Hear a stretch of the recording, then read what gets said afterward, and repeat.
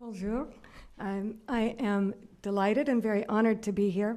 I want to thank the organizing committee and especially Catherine, who has often been such a wonderful ambassador and supporter and good friend and colleague for my work. The organizing committee at the Institut, Emilie du Châtelet and INSERM for initiating and supporting the conversation that's so important. So the title you were given before today for my talk is Grand to the Point of Being Grandiose, and I hope that you'll be relieved instead of disappointed that rather than talking about gender and mental health writ large, I'm going to mostly talk about autism as a model for exploring the interplay of biology and the social world of gender and understanding health conditions, including health disparities. So my case study is autism, which I'll also call autism spectrum disorders, or ASDs. But first, I have a few broad comments about the direction of gender and health research and policy. There's been a troubling transformation over the past 15 years in what's meant by a call to focus on gender and health. This began with the women's health movement, with the work of feminist activists and researchers. Among the latter, I want to especially honor Donna Mergler, Karen Messing, and Jean Stellman. Those are three people whose work have influenced me a lot, who began working many decades ago, who were acutely aware of sexism and other forms of injustice in doing this work. But in the US, at least, it has lately been co-opted for the purposes of developing new markets and has actually increased investment in what colleagues and I have called the catalog of differences between women and men. In the special issue that Kristen described to you yesterday, Jean Stellman, and I had this piece entitled Beyond a Catalog of Differences, where we put forward a modest set of good practice guidelines for researching gender and health. There, we asserted that one of the most problematic aspects of the mainstream approach, which we might call sex differences research, is that sex is treated as if it is one thing in the body, and it also as if it is a mechanism or an explanation for differences that are observed between females and males. So while the exclusive focus on men and other male animals has been challenged, and that's good, for example, by the U.S. Institute of Medicine, the Office of Women's Health Research at the U.S. NIH, and the International Organization for the Study of Sex Differences, we now face another problem that might equally obscure our ability to understand gender and health. Now, males and females are routinely, even relentlessly, compared, and whatever differences emerge from these comparisons are then attributed to sex-linked biology. The quote that Kristen shared with you yesterday illustrated that beautifully. I don't have to repeat the quote. Often, researchers will include a vague mention of hormones or the so-called sex chromosomes as the probable biological route through which differences arise. But the concrete research is rarely done because that level of mechanistic research on humans over the course of development is difficult and sometimes genuinely impossible to do, as it would involve manipulating human development and intervening in ethically unacceptable ways. So the mechanisms remain black-boxed. We need to do a much better job thinking about actual mechanisms involving both biological and social variables, as well as how these kinds of variables interact and mutually transform each other. The case study I explore today is an attempt to do that. So based on this paper, in that same special issue of Social Science and Medicine, and this was developed with Kili Czeslak-Postova, a wonderful young environmental epidemiologist. We developed this model. Now on to autism. One of the most consistent epidemiologic observations about autism is the preponderance of male cases, with a mean of about 4 males to every 1 female diagnosed in studies published between 1966 and today. A recent paper by Gillis-Buck and Richardson estimated that the ratio of male to female cases ranges from 14:1 for high-functioning or Asperger's individuals to less than 2:1 for individuals with classic autism with intellectual disability. So this is a good case study to see how we can model the entanglements of sex and gender in mental health. Autism is characterized by impaired development in social interaction and communication, accompanied by patterns of repetitive behavior or restricted interests appearing before age 3. The broader category of autism spectrum disorders, or ASD, encompasses autistic disorder, Asperger syndrome, where language develops typically despite other impairments, and pervasive developmental disorder not otherwise specified, PDD-NOS, which is a big bucket, diagnosed where some but not all criteria for an autism diagnosis are present. Genetic factors almost certainly play an important role in these conditions. However, given that autism is a complex trait with great variability in specific manifestations, and because of the diversity of genetic associations that have been suggested thus far, a role for environmental factors is also virtually certain. So here is a complex mental health issue that has a strong predominance of male cases. What, if anything, do we know at the outset about the role of sex-linked biology? What, if anything, do we know about the gendered environment? So, as several speakers before me have emphasized, sex and gender may be conceptually distinct, but they are in practice often inseparable. Even if an investigator posits a mechanism involving sex chromosomes, the identities of which are laid down prior to the possibility of any socialization, gene expression is influenced by learning and experience. Moreover, most studies of genetics and health involve behavioral or other phenotypic outcomes that involve the whole organism, that is, the person, the developed person, as a child or as an adult. At this level, it is not possible to separate the individual's gendered biography from their biology. In fact, from the moment of birth, gendered processes literally become biological. This is what we mean by embodiment. Now, in my other work, I typically use the composite term sex-gender, which you see up here with the slash, to highlight the fundamental entanglements of these domains, and I avoid the standalone term sex. In my work on autism, which began with the article I showed you, but is now continuing with a very new empirical project, I aim to illuminate the underlying mechanisms through which sex and gender become sex/gender, that is, the moments of their entanglement. Thus, in this work, I do use the term sex, though I caution that its presence in the abstract model should not distract from the principle that it's generally not possible to actually assess sex apart from gender.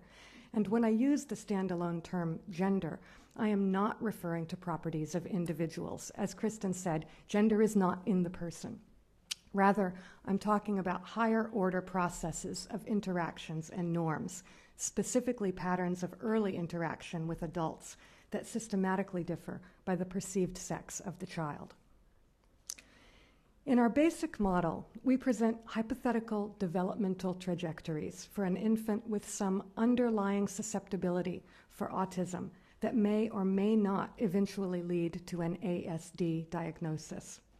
We identify multiple points where gendered social processes may interact with biology, producing probabilistic switches whereby males end up both more likely than females to express symptoms and more likely to be diagnosed given the expression of symptoms.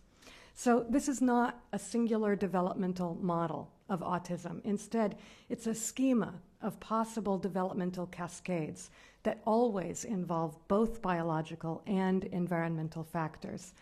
Social interactions have material effects on the developing brain, which in turn loop back to affect the biological substrate at the next level of development. Now, I want to briefly note that our argument is very different from, I'll give you this. So there are these three different pathways. There's an underlying susceptibility that we assume. We just, in the model, build in the idea that there is some kind of underlying biological susceptibility. It may or may not be more common in males. And then the susceptibility may or may not lead to symptoms. Symptoms may or may not lead to diagnosis. Okay. I want to briefly note that our argument is very different from old psychogenic theories that blame parenting styles, especially of mothers, for autism. Our model does not concern deficits in parenting. Rather, we emphasize that normal and normative parenting, like all other family and community relations, is gendered. Boy and girl children, on average, encounter different experiences, interactions, and environments. We also assume that those aspects of the social environment that differ, on average, for boys and girls are not enough in and of themselves to generate ASD or autism. There must be some sort of underlying vulnerability. So in our model, gender is a pervasive developmental environment that could offer protective effects for females and might constitute a risk factor for males. We also think about how gender affects the likelihood of diagnosis given the presence of symptoms. In all likelihood, I will not have time to discuss diagnosis today, so unless I happen to be going much quicker than I think, I'm going to have to refer you to the paper for that part of the argument. So I'll return to our model after describing the main hypotheses that have already been advanced to explain the male-female disparity.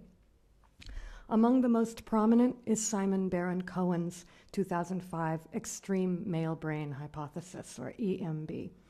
Baron-Cohen holds that there is an essential difference between male brains and female brains, or between male and female cognitive and affective styles, with males oriented towards understanding and building law-like systems, which he calls systemizing, and females oriented towards understanding and predicting humans, which he calls empathizing. I have critiqued this model elsewhere and can refer you to some excellent, more detailed critiques, such as those from Giordana Grossi and Cordelia Fine. So please do not confuse my explanation of Baron-Cohen's theory with an endorsement of that theory. It does a very poor job of explaining the actual epidemiology of autism cases. ASDs in this extreme male brain model reflect deficits in the cognitive processes of empathizing and strengths in systemizing. He suggests that the male brain pattern reflects the organizing action of testosterone on the developing fetal brain and has reported some correlations between steroids in amniotic fluid and sex-typed behavior in infants and young children. There are several serious weaknesses with this hypothesis, beginning with the fact that systemizing and empathizing are not well specified, have not actually been shown to vary reliably between females and males, and are not, in fact, core characteristics of autism. So that pretty much is every piece of the linkage. Moreover, as Gillis, Buck, and Richardson note, the supposedly male-type intellectual traits, like advanced math ability, should be more pronounced among people with autism, according to this theory, but they are not. In fact, the reverse pattern is usually found. Even in high-functioning autism and Asperger's, individuals typically have higher verbal than math abilities. Finally, I published in 2010 a book, which is a systematic analysis of studies linking sex-typed cognitive traits in humans with prenatal steroid exposures.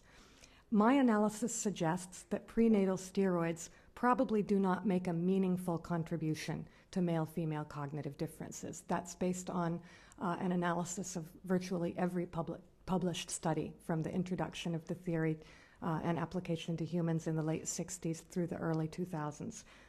So it's a lot of evidence, and it doesn't seem to be supported for humans. So while the extreme male brain theory and testosterone continue to get a lot of support in the science press, and unfortunately in the scientific literature as well, it's still the most common specific biological theory advanced for the sex ratio imbalance. But most autism researchers no longer give this theory much weight, for good reason. That does not mean that biological factors, including hormones, are not involved. I don't have a slide for this. Are not are not involved in the sex ratio. Early hormone exposures could, for example, alter expression of specific disease-related genes, either increasing or decreasing risk. Specific functional alterations that might be involved in development of autism could include sensory perception. Good. One moment. This tells me where I am. Could involve sensory perception, neuroendocrine reward processes involved in social, emotional interaction and learning, or factors related to ease of building or pruning neural connections, just to name a few. Sex chromosomes could also affect risk for ASD or autism through X-linked traits, though it's important to note that only a small percentage of autism cases overall have been associated with X-linked disorders. So to date, no theory has provided a strong account of male-female differences in autism. It's beyond the scope of my talk to evaluate this evidence today, but note that in all these theories, all of the action takes place in the realm of sex-linked biology. Sex, which is conceptualized as distinct from the social realm of male-female difference, or gender. Now, we might also ask whether there is systematic variation in male-female ratios in autism. This could provide insight about the role of sex/gender, that entangled thing, in etiology and diagnosis, and it would suggest that mechanisms associating sex-gender with autism risk are subject to modification. There are several instances of such variation in male-female ratios, but I'll restrict myself today to briefly discussing the area that I think is in most desperate need of attention. There is some evidence of differences in female-to-male ratios for ASD across other social categories, such as race, socioeconomic status, immigrant status as well.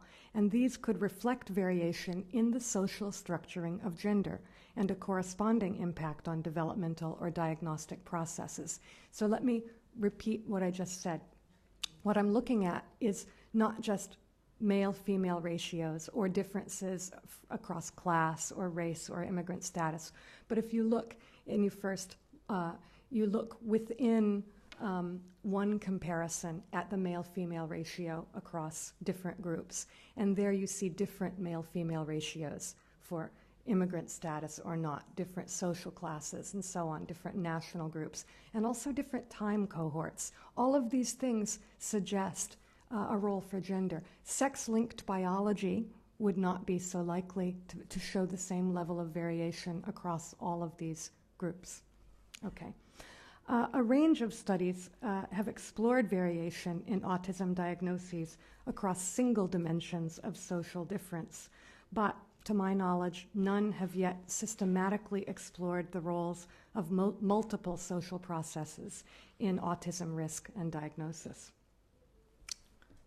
I want to especially emphasize that problem because what I present next is an unfortunately monolithic scheme of gender socialization. In empirical work that I'm just beginning, I intend to look at gender as it is co-produced with other systems like social class and ethnicity. But for now, we have a fairly flat and binary model of socialization, which is a weakness for sure in our model. We also don't yet identify specific biological mechanisms, although ironically, we have gone further towards suggesting what specific functional deficits probably underlie the disorder than most of the biological models offered have. So that's funny. Okay. Haha. So back to the basic model.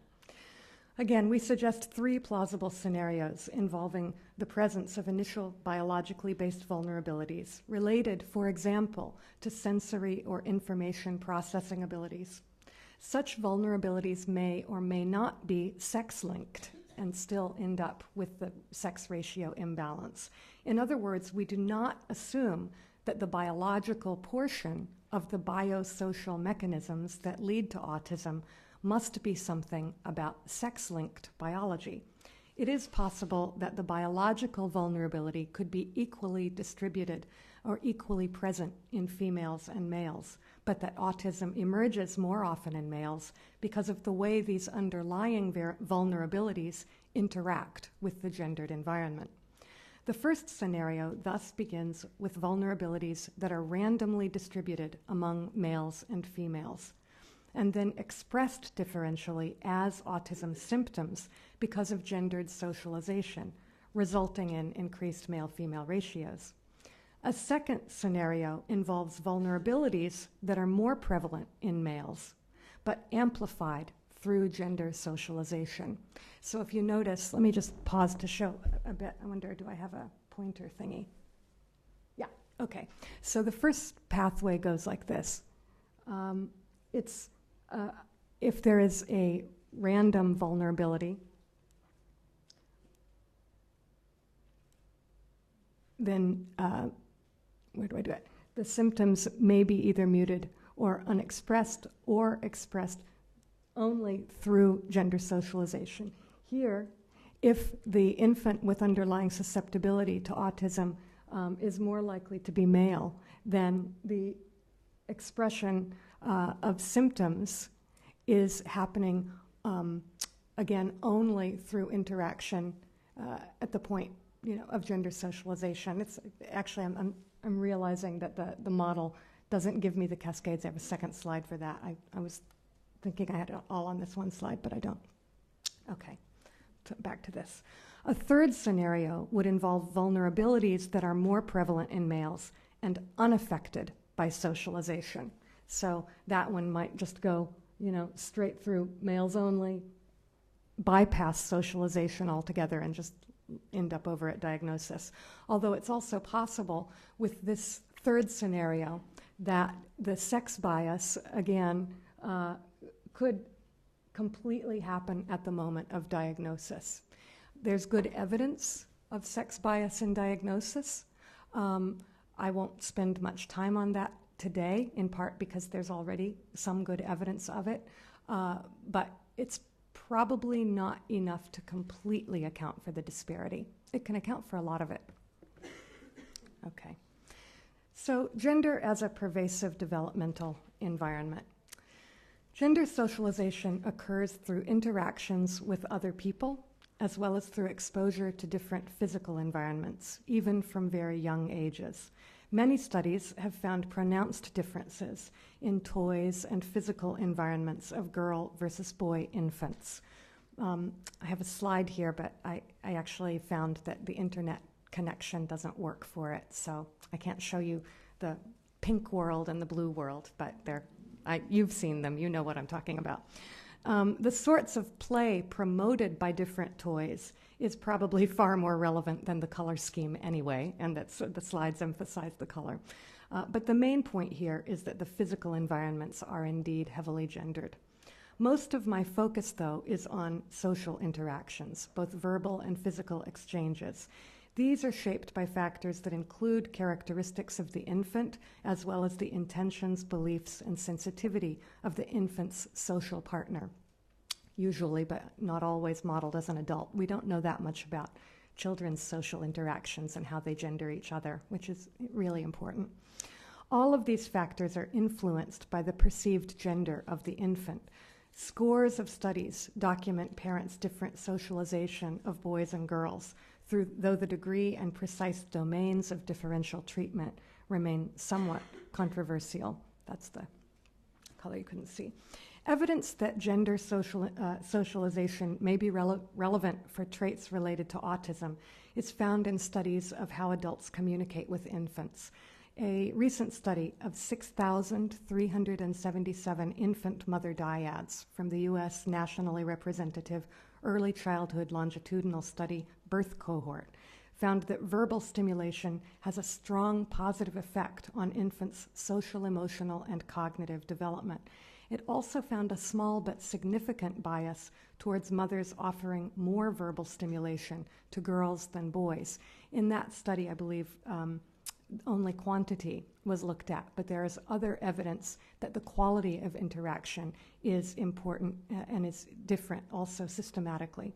A recent observational study of 36 infant mother dyads found that, quote, mothers of daughters made more interpretations and engaged in more conversation with their daughters, whereas mothers of sons made more comments and attentionals, which were typified by instructions rather than conversation.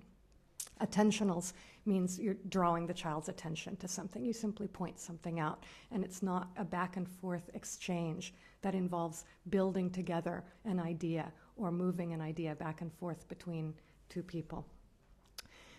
Gender socialization may interact in unexpected ways with underlying perceptual biases that predispose a child to autism. For example, the prosodic characteristics of speech, especially pitch range of vocalizations directed to infants, have been found to differ by gender, with both English-speaking Australian and Thai mothers using higher-pitched vocalizations to address infant girls. Again, if we move away from the idea that every element has to be somehow fundamentally about sex or gender, and we think of sensory differences that might involve an aversion to sounds in a particular pitch, a child with a certain sensitivity might tune out speech in a certain way, or might tune in to speech in a certain way. That ultimately ends up creating a sex bias. Gender attributions profoundly shape the way observers perceive emotions and behavior in children. Dozens of so-called Baby X studies have creatively manipulated the perceived sex of identical infants or very small children. This is where I'm talking about this last group of studies. Exact same infant controlling for adult perception of gender. One well-known study involved a short film of a baby in an infant seat presented with 4 different stimuli: a teddy bear, a jack-in-the-box, a doll, and a buzzer, each presented several times in succession. More than 200 observers were randomly assigned the information that the child was a boy versus a girl without making an obvious point of this. There were remarkable differences in the way that observers saw the same infant when they thought they were watching David versus Dana, especially when the child's response was somewhat ambiguous. Specifically, the jack-in-the-box elicited a complex response where the child is agitated and eventually cries. Those observers who thought they were watching David were much more likely to describe the child as angry, while those who thought they were watching Dana described the child as afraid. Subsequent studies have extended these observations, including by controlling for actual variations in infant characteristics, so using multiple infants across the different gender conditions. And they find very strong effects for what the adult perceives the gender to be. Now, it's not clear precisely what effects this might have on an infant with autism vulnerability, but sex typing may condition responses to both gender-typical and gender-atypical behaviors in vulnerable girls in a way that constitute early, naturalistic interventions by parents. For example, very young girls who exhibit gender-atypical ASD behaviors might be corrected or coached more heavily than are boys who exhibit similar early signs. At the same time, if girls' very early communicative efforts are more heavily reinforced than boys, it may help them developmentally to compensate for vulnerabilities to a greater degree than boys would, absent such reinforcement. The main point here is that development is a looping process in which gender is a critical, ongoing factor. It shapes initial social and tactile input that the child receives from human interaction, as well as other people's responses to the child's behaviors in an iterative manner. Now, here, let me just look at my time. Yeah, I need to probably not do diagnosis. I'm going to say about 3 sentences. The question is autism easier to see in a boy? That's our question. And in fact, that's what I just talked to you about. You saw that. I didn't even do a slide for diagnosis because I knew I had to probably skip it. But is it easier to see? The fast answer is yes, it is easier to see. And there is some evidence about that based on a variety of different different studies. Hold on. I've just moved my place here. Yeah. And in fact, one of the estimates suggests that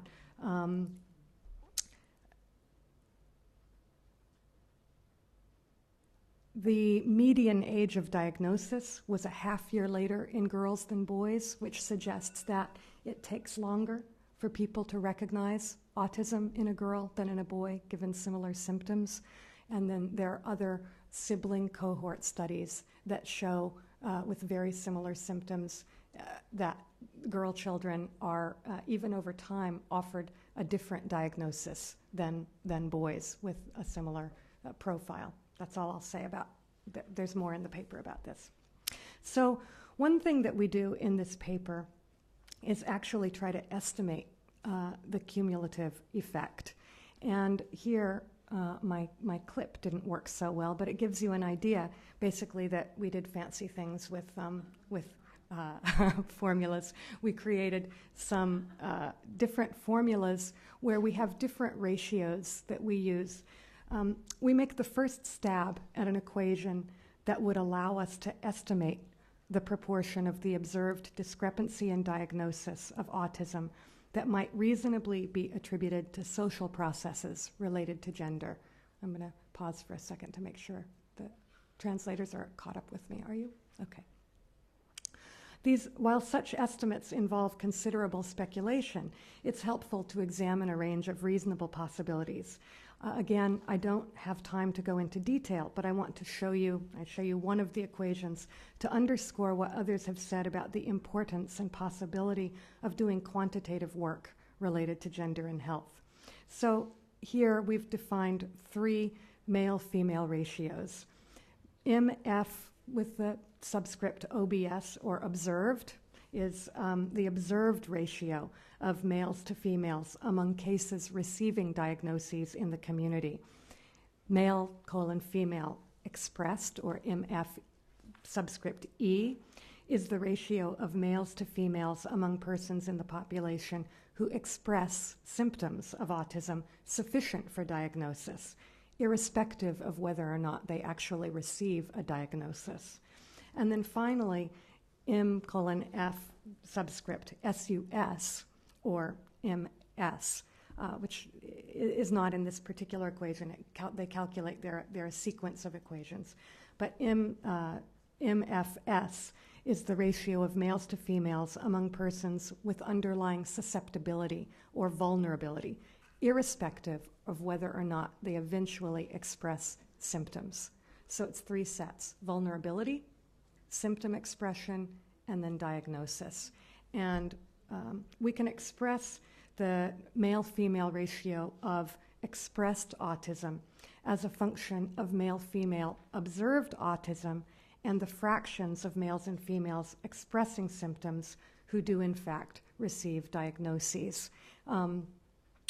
So that is that's the equation that you have here. Our calculations suggest that that's probably a terrible thing to translate. I'm so sorry.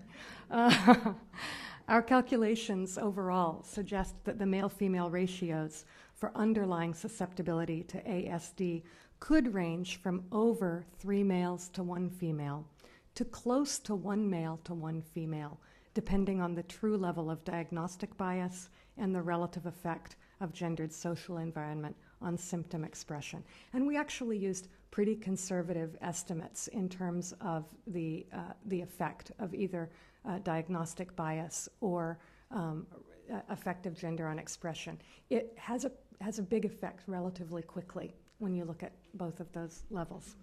So I've recently begun collaboration with a research psychologist who focuses on autism, and we're designing a pilot study to look at diagnostic bias, which I think is the easier portion of this model to begin exploring.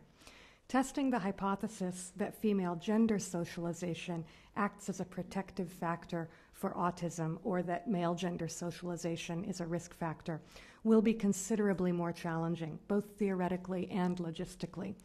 In our paper, Keely and I lay out some of the necessary steps, but I hope that for today I've met my goal of suggesting the conceptual steps we need to take at a meta level for thinking about gender where there are mental health disparities. In sum, I've argued that male-female differences in autism are too readily attributed to biological causes alone without taking seriously the complex role that social structures of gender play, let alone thinking about the even more complex interactions between the gendered social world and our specific idiosyncratic biologies. That is true even though the only specific biological mechanism that has been proposed to explain this biased sex ratio of autism cases is demonstrably inadequate and even counter-empirical. It simply contradicts the actual evidence about the syndrome and the specific distribution of cases and autism symptoms between females and males.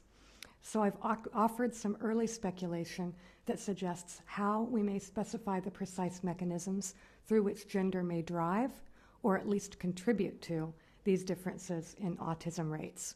We have much to do in empirically exploring these ideas. We need especially to identify mechanisms that are sufficiently accurate in local gender environments in terms of the very context-specific nature of gender by ethnicity, social class, sexuality, national context, and more. But also, the model must be sufficiently robust to explain the broad female-male disparities that exist, at least at the level of diagnosed autism cases. I think I'm just going to end there. Thank you.